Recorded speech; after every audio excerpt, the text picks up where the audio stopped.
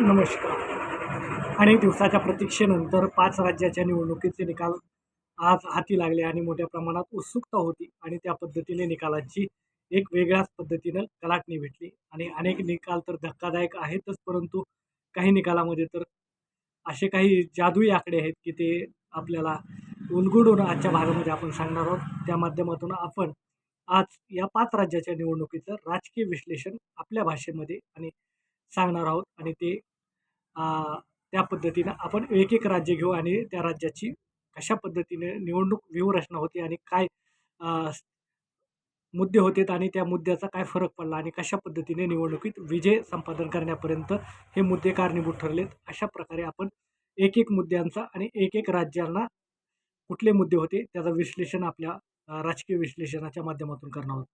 साधारणतः आपण जर पाहिलं असेल तर पश्चिम बंगाल या राज्याची निवडणूकचे निकाल आज हाती लागले आणि भाजपने तिथली ममता बॅनर्जी यांची 15 वर्षाची राजवट आज उखडून टाकली असेच म्हणावे लागेल आणि एकतर्फी विजय तर म्हणता येणार नाही, परंतु मोठ्या प्रमाणात अ, जबरदस्त विजय आज संपादन भाजपने केलेला आहे.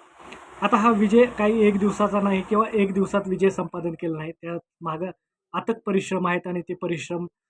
अनेक लोकांचे कारणीभूत आहेत आणि त्याच्यामुळेच मोठ्या प्रमाणात विजयापर्यंत नेण्यापर्यंतचे ते कारणीभूत आहेत. साधारणतः आपण जर पाहिलं असेल तर कुठलंही राज्य जर निवडणूक जिंकायचं असेल तर भाजप त्या पद्धतीनं स्ट्रॅटर्जी आणते. प्रथमतः पाहू की आपण ममता बॅनर्जी यांचा राजकीय प्रवास कशा पद्धतीने झाला. ममता बॅनर्जी यांच्या ज्या केमिकल फॅक्टरी होत्या आणि त्यांच्या आंदोलनामध्ये मोठ्या प्रमाणात हिरारीनं भाग घेतला आणि त्यातला मेन जो सोबती होता तो देवेंद्र अधिकारी, जे की आज भाजपकडून मोठ्या प्रमाणात कारणीभूत आहे आणि ते ममता दीदीचे एक समर्थक आणि एक विश्वासू नेते म्हणून पाहिले जातात आणि त्या आंदोलनाचं प्रचितीक एक फायरब्रँड नेत्या म्हणून ममता बॅनर्जीकडे पाहिलं गेलं आणि त्यानंतरच्या सत्तेमध्ये डायरेक्ट ममता बॅनर्जी पश्चिम बंगालच्या राजवटीमध्ये अ, गेल्या आणि मुख्यमंत्री झाल्या. त्यानंतरच्या अनेक कालखंडानंतर पुन्हा अ, वेगवेगळ्या पद्धतीने असेल, बांगलादेशी घुसखोर असतील किंवा इतर मुद्दे असतील किंवा जातीय समीकरण असेल, ध्रुवीकरण असेल, असे प्रकार वाढत गेले आणि मोठ्या प्रमाणात दरवर्षी कुठल्या ना कुठल्या कारणानं सत्ता हस्तगत केली आणि ममता बॅनर्जी त्या पद्धतीने राजकारण चालवले. याच्यामध्ये महत्त्वाचा जर विचार केला तर पश्चिम बंगालमध्ये शिरकाव करण्यासाठी मोठ्या प्रमाणात जर प्रयत्न केले असेल तर 2011 पासून 2011च्या निवडणुकीमध्ये मोठ्या प्रमाणात भाजपने तिथं जाण्याचा प्रयत्न केला, परंतु तिथं अपयश आलं. फक्त 3 जागेवर भाजपला समाधान मानावं लागलं. तिथून राजकीय प्रवास चालू झाला आणि त्यानंतरच्या 10 वर्षे हे खडतर प्रवास बी-जे-पीनं केलेला आहे. त्याच्यामध्ये मोठ्या प्रमाणात बी-जे-पीच्या यशामागे 3 गोष्टीचं महत्त्व आहे. एक, त्यांचा राजकीय सत्तेचा पुरेपूर वापर केला. दुसरं, सोशल मीडियाचा चांगल्या प्रकारे हाताळणी करून मोठ्या प्रमाणात वापर केला आणि तिसरं, आर-एस-एसचं संघटन वाढवलं आणि त्या पद्धतीनं मतदान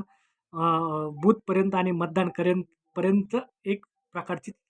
व्यूहरचना आखली आणि ती व्यूहरचना एक दिवसाची नव्हती, तर मोठ्या प्रमाणात व्यूहरचना. ती कशी व्यूहरचना होती ते आपण सांगणार आहोत. सुरुवातीच्या कालखंडामध्ये 10 वर्षाखाली जर आपण विचार केला तर पश्चिम बंगालमध्ये आर-एस-एसचे फक्त 400 शाखा होत्या. किती? 400 शाखा. परंतु आज जर पाहिलं तर 2026 मध्ये इथं 8,000 शाखा आहेत आणि 8,000 400च्या 8,000 शाखा करण्यापर्यंतचा जो प्रवास आहे, तो प्रवास फार खडतर आहे आणि अनेक लोकांनी त्याच्यामध्ये हातभार आहेत. अनेक लोकांनी सहकार्य केलं आणि धर्म आणि जात या गोष्टीवर गोष्ट बिंबवण्यामध्ये मोठ्या प्रमाणात आर-एस-एसने काम केलं. त्याच्यामध्ये आर-एस-एसचे प्रमुख असणारे मोहन भागवत यांनी पश्चिम बंगालमध्ये 18 वेळेस दौरे केले आणि 18 वेळेस दौरे केले ते फक्त आर-एस-एस वाढवणे आणि तिथलं संघटन वाढवणे आणि तिथल्या अडीअडचणी समजून घेऊन कशा पद्धतीने सोडता यायची याच्यासाठी मोठ्या प्रमाणात प्रयत्न केला आणि एक प्रकारे जी व्यूहरचना आखायची असते ती व्यूहरचना धार्मिक याच्यावरील व्यूहरचना त्यांनी चांगल्या प्रकारे आखली गेली आणि त्याचंच फलस्वरूप म्हणजे की आज जातीय गट्टा एक गट्टा मतदान होतं ते मोठ्या प्रमाणात बी-जे-पीकडे खेचण्यामध्ये मोठ्या प्रमाणात साधारणतः त्यांना यश आलेलं आहे. दुसरं, साधारणतः जर पाहिलं असेल तर हिंदू मुस्लिम जो संघर्ष होता, तो संघर्ष मुस्लिम कशाप्रकारे हिंदूवर अन्याय करतात हे बिंबवण्यामध्ये मोठ्या प्रमाणात भाजपने काम केलं मागील 5 वर्षामध्ये. जे की बांगलादेशी घुसखोर असतील किंवा त्यांचा नागरिकत्वाचा प्रश्न असेल किंवा इतर प्रश्न आणि त्यापासून होणारा अन्याय कशाप्रकारे हिंदूवर अन्याय होतो हे बिंबवण्यात मोठ्या प्रमाणात भाजपनं काम केलं आणि हिंदू कसा एकत्र येईल याच्यासाठी दोन्ही बाजूने एक भाजप म्हणून आणि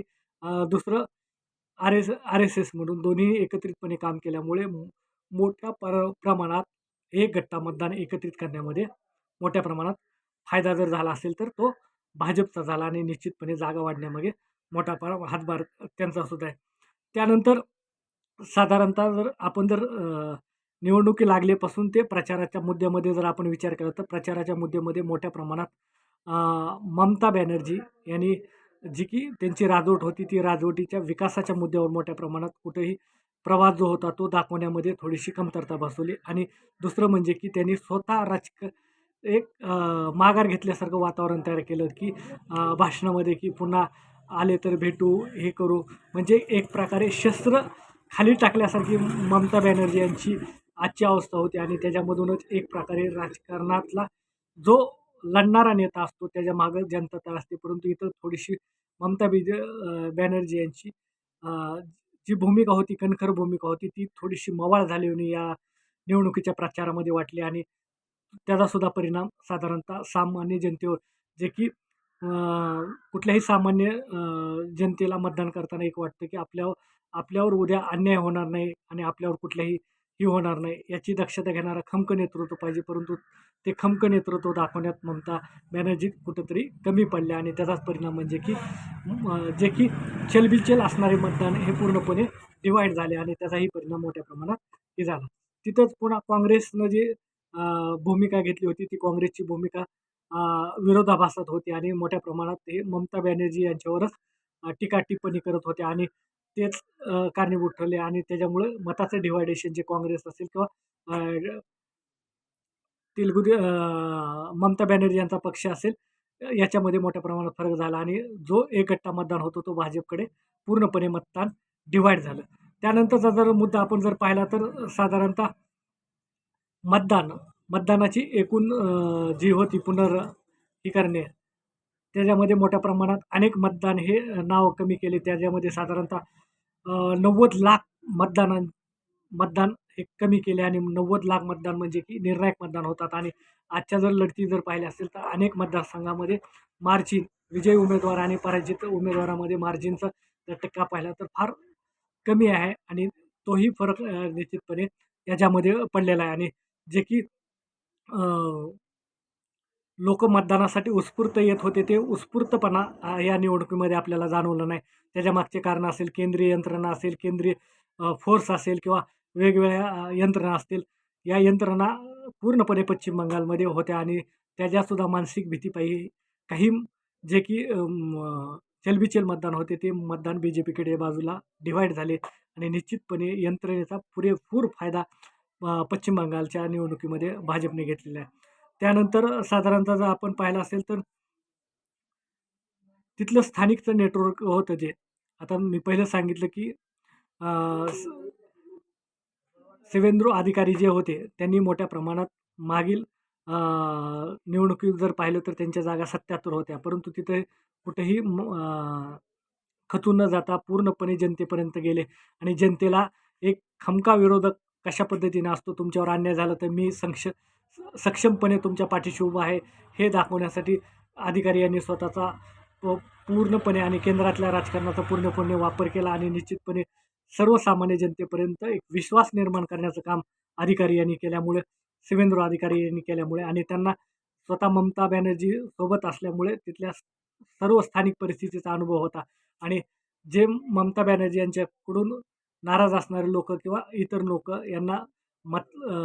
आपल्या भाजपकडे खेचण्यात आणि मोठ्या प्रमाणात मताचं विभाजन करण्यामध्ये त्यांना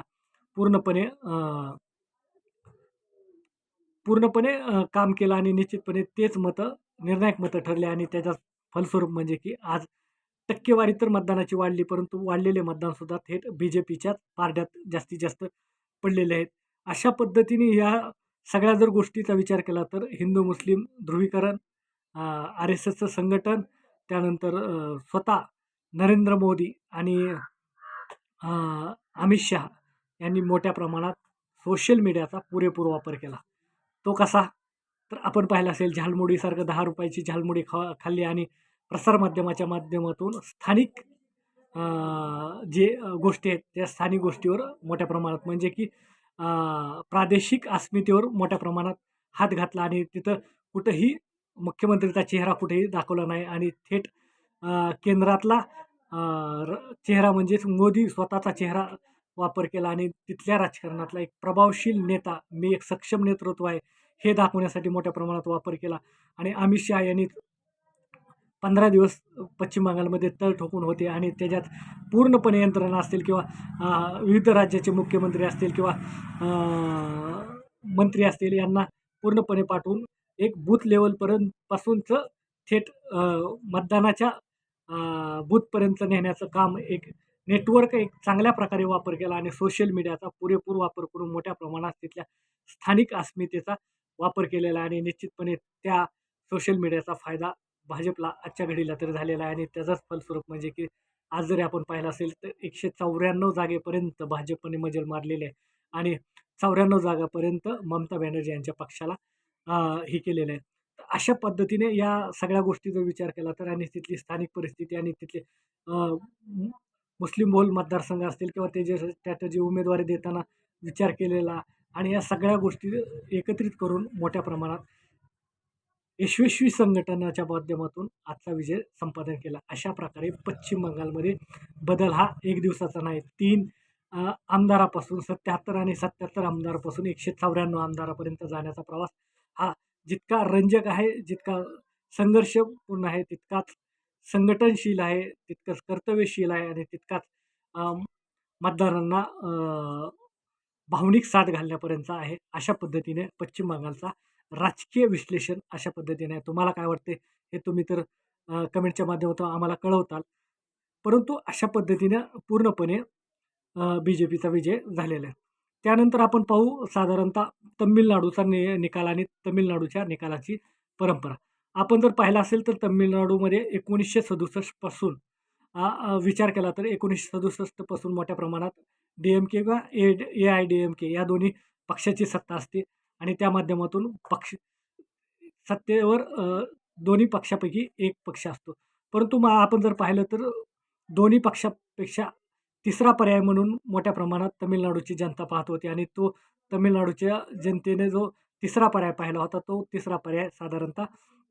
टी-व्ही-केच्या माध्यमातून आपल्याला पाहायला भेटला आणि टी-व्ही-केचा जर विचार केला तर साधारणतः आपण जर पाहिलं तर तमिळनाडूच्या राजकारणामध्ये मोठ्या प्रमाणात सिने कलाकारांचं प्रभुत्व जास्त प्रमाणात असतं. जसं की करुणानिधी असेल, त्यानंतर जयललिता असेल, स्टॅलिन असतील आणि आज जर पाहिलं असेल तर आपण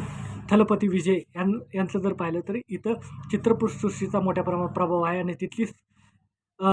स्थानिक परिस्थिती सिने कलाकारात मोठ्या प्रमाणात राजकारणात प्रभुत्व आहे. त्यानंतर जर दुसरं जर पाहिलं असेल तर साधारणतः थलपती विजय यांनी राजकारणातला प्रवाससुद्धा तसा रंजक आहे. कारण की राजकारणावर चित्रपट तयार केला आणि मोठ्या प्रमाणात त्यांना प्रदर्शन करण्यासाठी विरोध तिथल्या स्थानिक नेतृत्वाने केलं म्हणजे जयललिता यांनी केलं. परंतु त्यांचा चित्रपट प्रदर्शन न झाल्यामुळे मोठ्या प्रमाणात त्यांनाही नुकसान झालं. त्यानंतर साधारणतः जयललिता यांचं भेट घेण्यासाठी गेल्यानंतर त्यांना त्यांच्या दरवाज्यावर थांबवण्यात आलं आणि तिथूनही भेट त्यांची नाकारली गेली आणि तो कुठंतरी एक त्यांच्या मानसिकतेवर पडलेला मानसिकतेवर एक गोष्ट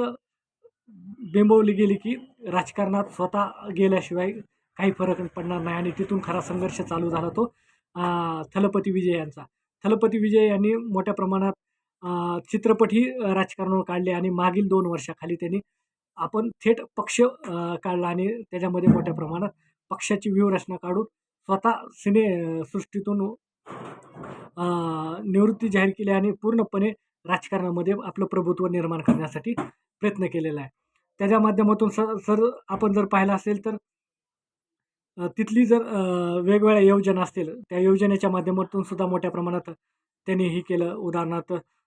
सुशिक्षित बेरोजगारांचा भत्ता असेल किंवा डिप्लोमा धारकांचा भत्ता असेल, महिलांना 2,500 रुपयेपर्यंत देणं असेल, 6 गॅस घरगुती गॅस मोफत देणं असतील किंवा साडी देणं असेल किंवा इतर मुद्दे जे असतील, त्यामध्ये मुद्द्यामध्ये मोठ्या प्रमाणात स्थानिक योजना आणि लोकांना प्रभावित करण्यामध्ये थलपती विजय यांना यश संपादन केलेलं आहे आणि त्यांची जी आक्रमक शैली होती, ती आक्रमक शैली मोठ्या प्रमाणात भावलेली आहे. कारण की जर आपण तामिळनाडूमध्ये इतर पक्ष जर पाहिले किंवा आज टी-व्ही-के जर पाहिला, तर हा प्रादेशिक अस्मितावर टिकणारे पक्ष आहेत आणि प्रादेशिक अस्मिता मोठ्या प्रमाणात आणि आक्रमक शैलीचं नेतृत्व दिल्यामुळे मोठ्या प्रमाणात थलपती विजयकडे आकर्षित होणाऱ्या लोकांची किंवा मतदारांची संख्यासुद्धा आपोआपच वाढलेली आहे आणि याचाच परिणाम म्हणजे की साधारणतः त्यांना मोठ्या प्रमाणात प्रभुत्व वाढलं आणि साधारणतः त्यांचे मतदानसुद्धा वाढलेलं आहे आणि प्रादेशिक अस्मितेचा प्रश्न उपस्थित केल्यामुळे मोठ्या प्रमाणात सुद्धा लोकांचा प्रभाव पडला. परंतु इथं दोन्ही पक्षात डी-एम-के आणि ए-आय-डी-एम-केच्या दोन्ही पक्षांना पर्याय म्हणून साधारणतः टी-व्ही-केकडे पाहिलं जातं आणि त्याचाच फायदा झाला. परंतु स्टॅलिनचं जर नेतृत्व पाहिलं तर स्टॅलिन हे सनातन विरोधी भाष्य करत होते. परंतु त्यांच्याच विरोधात जर आपण टी-व्ही-केकडे पाहिलं तर साधारण थलपती विजय हे सनातन धर्माला कुठल्याही प्रकारचं भाष्य केलं नाही आणि सर्व धर्म समावेशक या उक्तीप्रमाणे मोठ्या प्रमाणात राजकारणात धार्मिकतेवर कुठेही त्यांनी प्रश्न उपस्थित केला नाही आणि स्वतःची आक्रमक शैली आणि कौशल्य आणि मतदानात असणारं त्यांचं महत्त्व त्यांनी हे केलं आणि त्याचाच फायदा म्हणजे की साधारणतः वाढलेले मतदानसुद्धा वाढले आणि मोठ्या प्रमाणात मतं परिवर्तित करण्यामध्ये त्यांना यश आलेलं आहे. अशा प्रकारे साधारणतः जर आपण विचार केला तर हे टी-व्ही-केचा विजयसुद्धा संघर्षपूर्ण आहे आणि त्या माध्यमातून त्यांनी विजय संपादन केला आणि त्याचाच फायदा की आज 110 जागेपर्यंत साधारणतः टी-व्ही-केने ही केलेली आहे आणि थलपती विजय यांचा विजय जादुई विजय म्हणता येणार नाही, परंतु संघर्षपूर्ण विजय आहे. कारण की तशी पश्चिम बंगालमध्ये जादू चालली जाते, परंतु ती मतातली जादू साधारणतः टी-व्ही-केने तमिळनाडूमध्ये वापर केला आणि त्या विजयापर्यंत समीप केलेला. हे झाले 2 राज्याचे मोठ्या राज्यांचे निकाल आणि थोडेसे वेगळे वाटणारे निकाल आपण पाहिले. त्याचप्रमाणे केरळमध्ये जर आपण पाहिलं तर केरळमध्ये पुन्हा काँग्रेसने आपली सत्ता हस्तगत केली. परंतु तिथलं जर आपण पाहिलं तर तिथं मोठ्या प्रमाणात स्थानिक लोकांचा किंवा जातीय धर्म आणि अनेक धर्म असल्यामुळे मोठ्या प्रमाणात काँग्रेसलाच तिथं मोठ्या प्रमाणात महत्त्व दिलं आणि काँग्रेसलाच पूर्णपणे एकहाती सत्ता दिली. परंतु आसाममध्ये काहीतरी बदल होईल असं वाटत होतं प्रचार यंत्रणेतून, परंतु सक्षम नेतृत्व तिथंही लाभलं नाही. साधारणतः प्रियंका गांधी यांनी तिथली धुरा सांभाळली होती, परंतु त्यांच्याकडून म्हणावं असं काम झालेलं दिसत नाही. परंतु भाजपचा स्ट्राईक रेट जर पाहिला तर हिमांशू विश्व वर्मा हे आपलं नेतृत्व दाखवण्यासाठी किंवा राष्ट्रीय लेवलचे नेते असल्याचं हे मतदारात बिंबवण्यात मोठ्या प्रमाणात यश संपादन केलेलं आहे. तसंच तिथंही RSSचं संघटन असेल किंवा तिथं न झालेल्या कुठल्या घटना असतील किंवा इतर गोष्टी टाळण्यात मोठ्या प्रमाणात आसामनं यश आणल्यामुळे मोठ्या प्रमाणात आणि स्थानिकलाच तिथंच मणिपूरला झालेल्या घटना, त्या घटना आणि आसाम इथलं शांत राहणारं वातावरण हे कुठंतरी मतदारांना प्रभावित झालं आणि निश्चितपणे आसाममध्ये पुन्हा एकदा काँग्रेस तिथलेच नेतृत्व असणारे तरुण गोगोई असतील किंवा यांनासुद्धा अपयश आलेलं ते सुद्धा निवडणुकीतून पराजित झालेले आहेत तरुण गोगोई. तर अशा पद्धतीने तिथल्या स्थानिक गोष्टींचा विचार करून मोठ्या प्रमाणात साधारणतः निकालाची जर आपण पाहिलं तर पॉंडिचेरीमध्ये पुन्हा एकदा हीच झालेलं आहे आणि केरळमध्ये